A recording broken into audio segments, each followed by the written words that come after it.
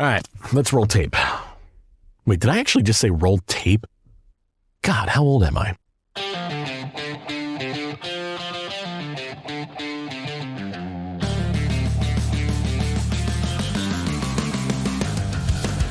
Welcome to the Traffic Nerd Podcast with Chris Garrett and Danielle Deverell. You can find more information about the Traffic Nerd Podcast on our socials like Facebook, X, Blue Sky, and Instagram at Traffic Nerd Pod. Now, here's Chris and Danielle. Welcome to the Traffic Nerd Podcast, Season 1, Episode 5. I'm Danielle Deverell, along with co-host... I'm Chris Garrett. And we have quite a packed episode for you this week. So we're going to talk about a couple of things. I just want to check in with Chris. How you doing today?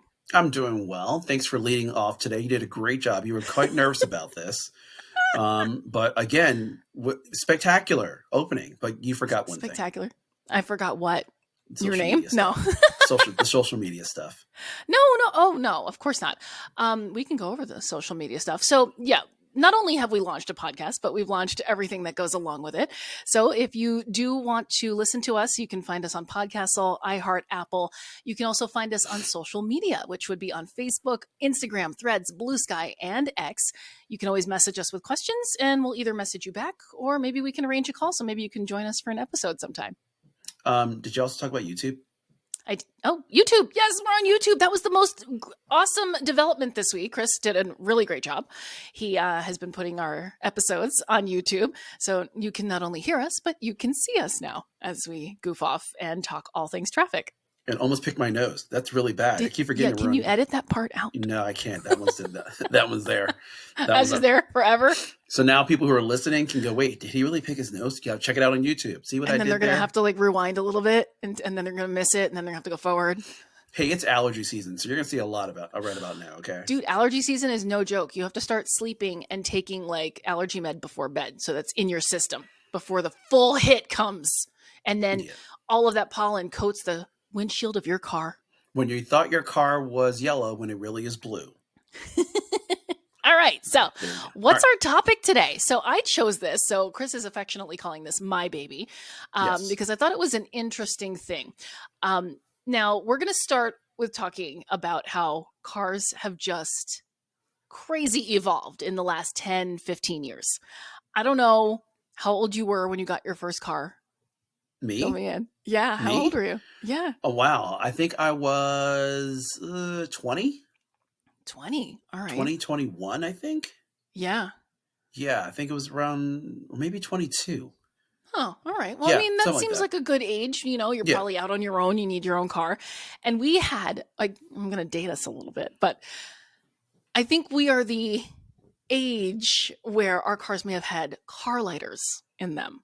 Right? those little pictures that you now see on Facebook that says, if you know what this is, it's now time for your night cream. Yep. Never do that laugh again. Okay.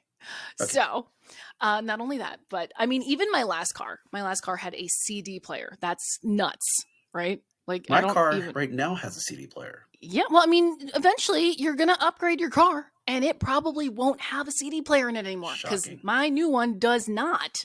Really? And there's a whole bunch of technology in cars. And like we said, we work in navigation and traffic reporting, and you can get a lot of that in your cars now. And correct. I don't know if anyone's ever wondered, how the heck does that get in there? Like the technology behind putting the traffic in your navigation system on your phone even, and then into your car. Mm-hmm. And there's technologies. I was looking, up all the facts for you. So there's something called radio data systems. They call that RDS. And it's a protocol used to embed amounts of digital information into conventional FM radio broadcasts. So they're sending it over the air, all of this technology. And that technology sends you satellite radio. It sends you traffic data. It sends you the incidents that come up on your screen. It sends you weather alerts. And it's just really cool. And that's kind of a little bit more of the tech behind what Chris and I do for a living. Yes, pretty much. So we'll report it, but our companies are able to utilize the information that we're researching and distributing via our voice, also through technology that ends up in your cars. Correct. And it's also the technology that displays the station name So that's how you're getting the name of the station and the frequency on your screen, along with what station it is, and maybe their little logo. I don't know. My newer car, my most recent car, has little logos for each of the radio stations. So it's kind of fun to like scroll through their actual little icons as if it were my phone screen. And sometimes it has the name of the song and it's wrong. Yes. And sometimes it's wrong. So it's wrong. I don't know if anyone like sits in their car going, "Ha, it's wrong. That's not the name of this song." Well, believe it or not, I do morning on the way to work.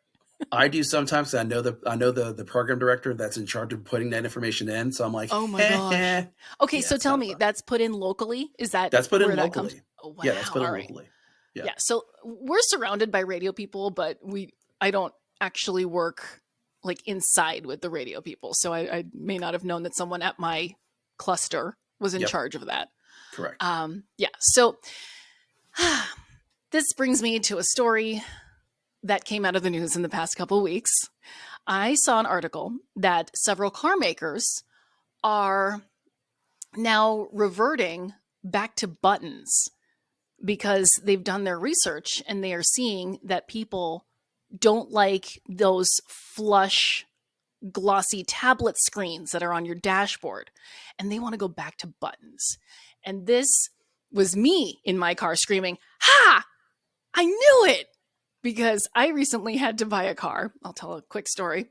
Last year, less than a year ago, I crashed my family SUV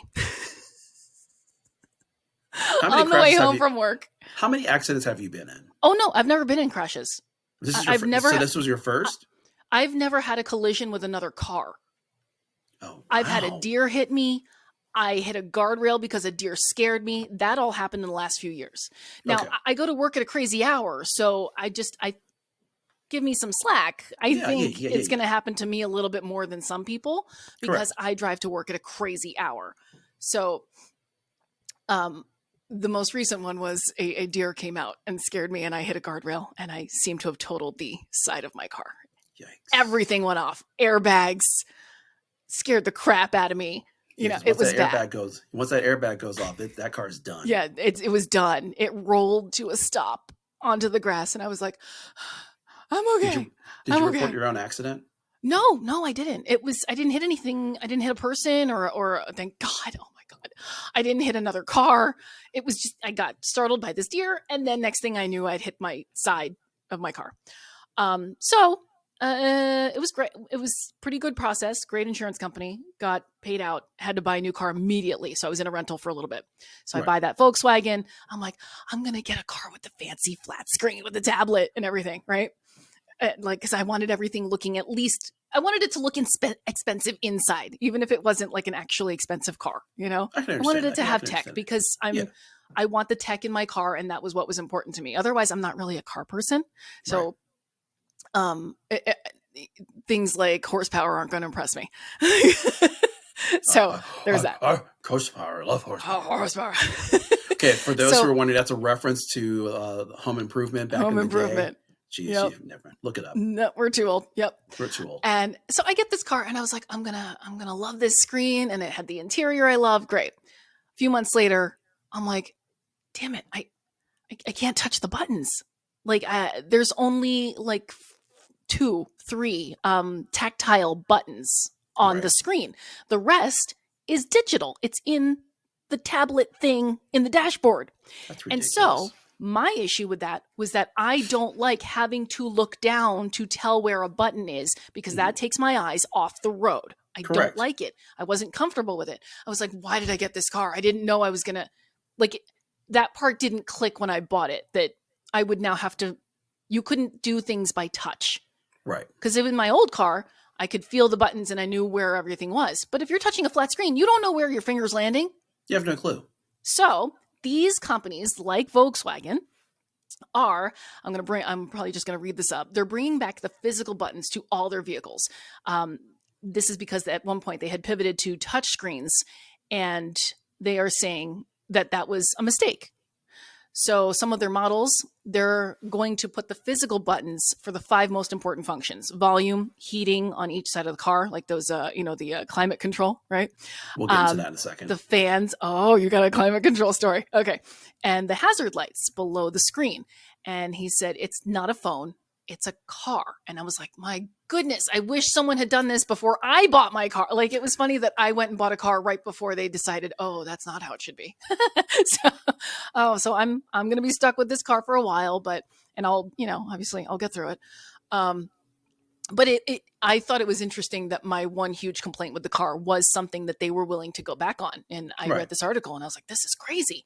It didn't feel comfortable to me that I would have to make my eyes leave the road to be able to control things in the car.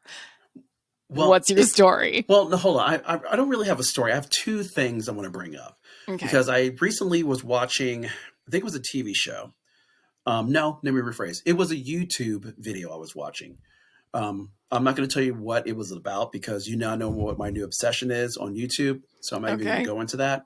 But I was watching the YouTube, and the young lady was pulled over by an officer. And he asked for her license, registration, and insurance. The 3 things you must have in your car when you get pulled over. Okay. So she was driving a Tesla, and she went to open her glove compartment. Now, mind you, back in our day, there was a button that was dedicated to opening your glove compartment. Did you not have that? I'm not sure I had the button. I have a latch. Like you would have to. Now you have latches. Back in the day, there was a button. Like Cadillacs, they had a button you can hit that would open that up for you. Mm-hmm. Then the latch came. People used the latch, what you have in your car now. Most people have. Tesla, you have to use the touch screen to open it. Ah, that's terrible. Yes, you have to use a touchscreen, and also I think she also had it coded too. So she had to put a code in to then it magically opened. And right then and there, I said, "What did they think you were guarding in there? Was it a safe? What is going on that we need a code for for that, and 2, why is there that on a touchscreen? Because what would happen if you get into the car accident and your touchscreen goes black, you can't get your information out for that person for that accident now. Oh my gosh. So yeah, it's almost like some things were just not logistically checked out before they started making it this way. Well, no, because we are in the age now of everything on your laptop, everything on a screen. We're not in the age of, I don't know, this is this is my opinion, not the opinion of the Traffic Nerd podcast. We are now in the age of everything being right there for us to deal with. It's like literally everything's on the screen. You got to go through all the menus. You got to go through all this just to get the one answer that you need. I just want my glove compartment open. Yeah. But now you have to go like with Teslas now. And I have a feeling that might be a new thing added to some of these brand new cars that have it, which still blows my mind when if I'm driving and I, pull up to, you pull up to the red light, you look over to someone's car, you think they have like a movie theater in their car because that's how big the screen is. Yeah. I could have swore this one car had a screen that was so big that it touched the windshield. I've seen those. Some people mount actual like iPads to their dashboard. And I'm like, how do you see the road? I'm like, and I kid you not, I'm not joking, Danielle. I literally saw someone watch a TV show on their pad or whatever it is while driving. They were driving? They were watching a TV show. Oh my gosh. And I'm sitting there going, what happened to just driving to point A to point B with your favorite music on, singing la la la, and everyone's having fun. Now it's literally, hey, let me watch this TV show real quick while I'm driving and maybe get into a car accident. Because then my next question is, when they get in that car accident, will it recognize? Because I know with cell phones that happens. If you're in a car accident, and they can recognize if you were on your phone during that car accident. Mm-hmm. They'll check timestamps. Maybe they'll confiscate your phone. But I'm sure that, because they have those little readers that you can plug into a car, and it says all the things that were happening at the time of a collision. Mm-hmm. And, if it's going to tell you if the screen was on and playing something, Now, I guess. like with me, I sometimes play YouTube music through my phone. Yes. which I literally just go play, and I even have a playlist of songs. I call it my Chris Wake Up, You're Falling Asleep mix. Yes, we'll get into sleep driving in a later podcast. Yes, but seriously, I mean, there are some times that your phone's on. Now, mind you, there are times where you can use your phone while if you're driving. Once it's in park. Mm-hmm. Some people will, like, if they're at a red light, check it real quick. But my thing about that is you need to be really, really careful, because I don't know the law, but I think they still can pull you over if they see you using your cell phone while the car is in drive. Oh yeah, I'm sure they could. Yeah, totally. Yeah, I think they still can do that. So, but to circle back, when it comes to heating and AC in a car, I have my ride or die, my beautiful wife, in the other side of the car. She also has hot flashes, which everyone goes through. Sometimes Chris forgets and turns the heat burn like really on, and I'm like, I'm so sorry. And now, back in the day, you didn't have that option. Yeah, it was just one temperature for the whole car. It was one temperature in the whole car. Yeah. I have a car that has a split. Now, I'm going to say something really dumb on Chris's part. Chris didn't know he had a split on his car. So you were putting your wife through all that and you didn't know that the car had dual? Oh my goodness. I really do think that Kate figured it out before I did. And I think she showed me. That's how smart she is. Because I literally did not figure it out. Oh, yeah. I mean, sometimes I just buy a car. I have no idea what the dashboard does. I figure it out eventually. Some of these cars, I don't realize what they do until I've now moved to a different car. When I go, oh, that car did that? Yeah, yeah.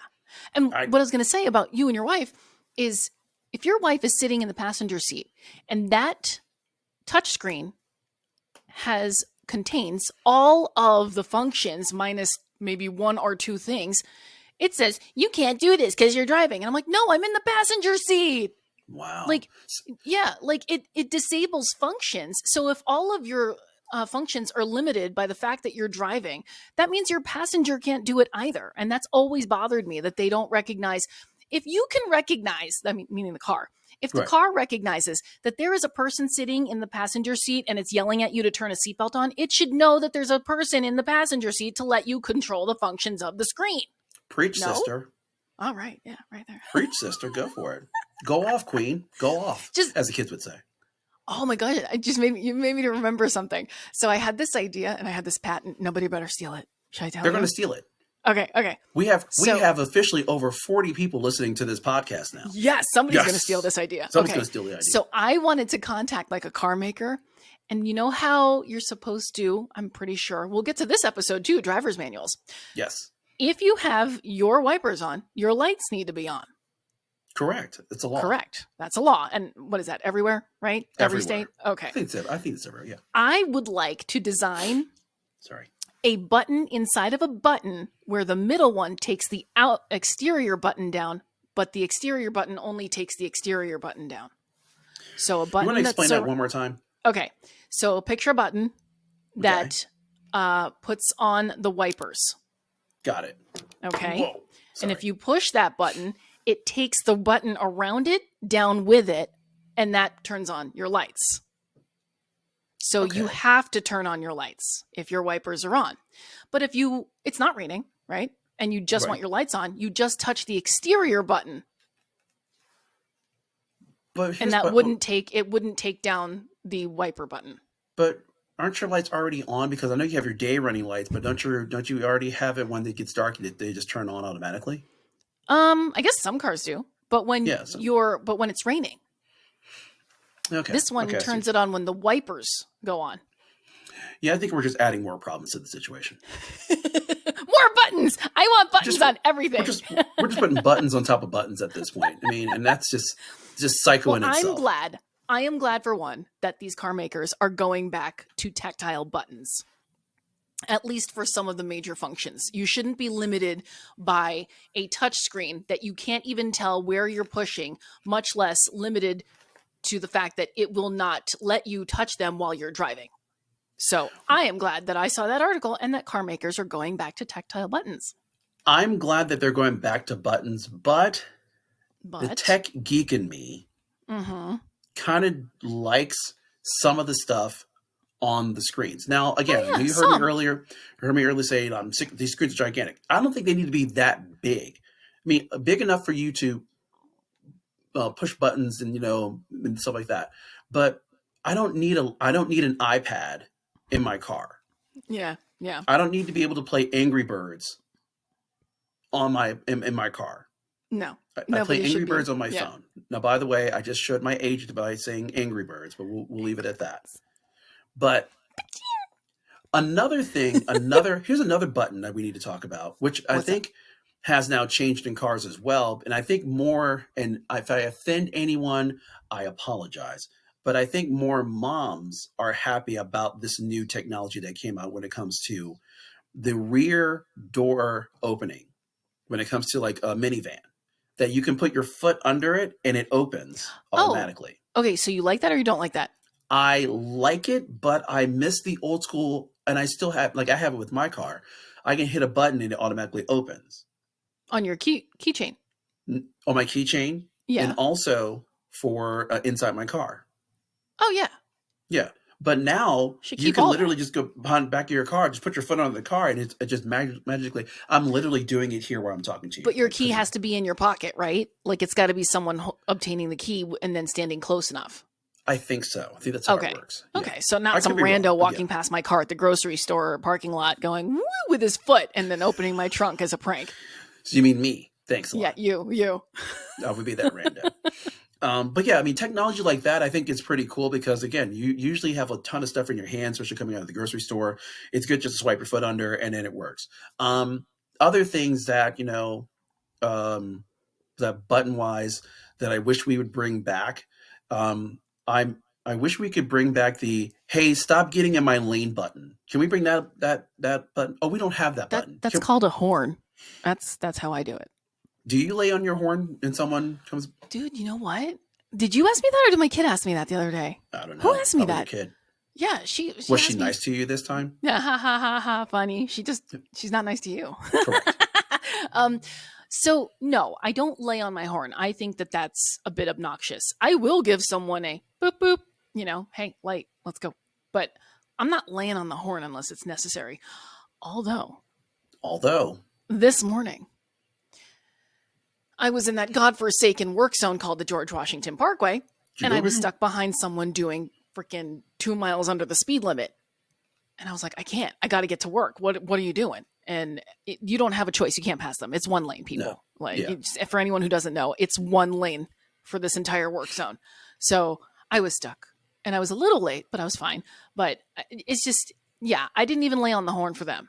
I mean, I gave them a boop boop, but they didn't. They just kept riding the brake the whole way down. So I think what we're going to have to do after we get through episode 6, which by the way, episode 6 is going to be epic. Yeah. You need to make sure you're ready for episode 6. I think later in the episodes, we have to do a podcast on driving etiquette. Yeah. Etiquette. Because I think driving etiquette has hand signals. Drastically. Do not get me started about turn signals. I could do an hour and a half podcast just on turn signals, but we won't go there right now. We're trying to focus on what we have right now. But we will definitely dive into that realm too. But to get back to buttons, and I was reading a story that you sent me about the whole Volkswagen thing, and I also wonder if I know Volkswagen is going to try to bring it back, but I wonder if some of these high luxury car makers will try to bring some of these buttons back as well. Because, I think there's other companies. It wasn't just Volkswagen. So probably some other companies. If I look back, I might be able to tell you if there were other ones. Okay. But I mean, I see here it says Honda says the same Hyundai. thing. Yeah. Hyundai promised to keep physical controls for its important functions. Yep. Oh, and including air conditioning and had its design highlighting safety benefits of having an easy to use physical button. See, I like that we're bringing buttons back. Just like when we brought sexy back in the day. But I'm glad that we are bringing those back because, but here's the kicker. Mm-hmm. And this is for everyone who drives a car every day and that button doesn't work. You don't have to hit it repeatedly hard because then you break the button and then you're paying a ton of money just to get the button replaced. You heard from a friend? From a friend. From a friend? You're just telling us that for a friend? Heard it from a friend. From a friend of a friend. But I digress. So what button did your friend hit? We won't talk about that right now. So, all right. Well, Danielle, this was a good topic. Yeah. I mean, let us know. You can add us on Instagram, on X, on Twitter, on Threads, and on Facebook. And you can let us know if you want your buttons back. Blue Sky. Blue Sky too. Yeah. Blue Sky too. So again, this was a great episode. But you know what? You did the beginning. Should you do the end too? Well, I don't know. I'm just going to repeat where you can find us. Jeez. Okay. Well, you can find us on all the socials. Don't forget, you can always find us on YouTube. We usually put up the episode sometime in the afternoon on the YouTube channel. You can also get your podcasts on Apple and iHeart. And those will be posted at 8 a.m. on Friday morning on the dot. Yeah. Sometimes 8:04. But anyway, 8 a.m. on the dot. And thank you to, we're now up to about 40 listeners that listen to our podcast. We're more excited than you know. You don't understand how much of a party dance that we do when we find out that at least one person other than our significant others are listening to our podcast, and we do appreciate it. And we also appreciate that you are now telling people about our podcast as well, because doing the research, Danielle, we are only maybe of 4 or 5 people in the nation that's doing a traffic geared podcast. Oh, awesome. So yeah, I really think we've found our niche, and it's something that we know about, and it's something we can share with other people. And there's a lot of people out there like us who are interested in traffic. Correct. And again, don't forget to reach out to us on our socials, especially on IG and Facebook. Definitely tell a friend to like, share the socials. Also like and share our YouTube stuff as well. You can also subscribe to our YouTube. Just hit the subscribe button at the bottom of the thing here. Hit subscribe, and then you'll be notified when we put a new podcast up on the YouTube channel. And again, what's our handle again? I was going to say that. So our handle, you can find us at Traffic Nerd Pod on Facebook, Instagram, Threads, Blue Sky, and on X. Perfect. So again, thank you all for listening to the Traffic Nerd Podcast, Episode 5, Season 1 of many, we hope. And we will wish you guys a farewell and drive safe. You beat me to it. Okay, it's your thing. You guys. Drive safe, everyone. See you.